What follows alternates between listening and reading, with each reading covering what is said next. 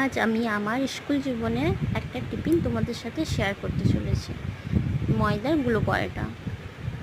তো আমার খুব পছন্দের একটা টিফিন, যা তোমাদের সাথে শেয়ার করছি। যেমন এখানে আমি 500 গ্রাম ময়দা নিয়েছি, তাতে লবণ ভালো করে মিশিয়ে নিয়ে জল দিয়ে ভালো করে গুলে নেবো।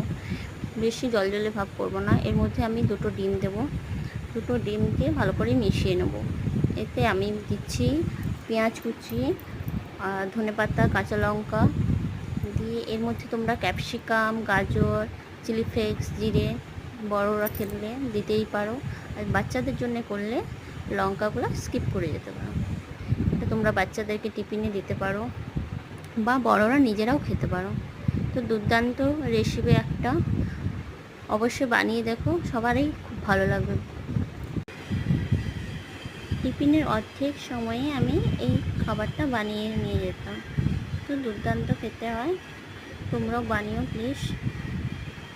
ভালো করে লাল লাল করে ভেজে নিলেই তৈরি ময়দার গুলো পরোটা। এটা এবারে তোমরা তরকারি বা সসের সাথে খেতে পারো। Thank you.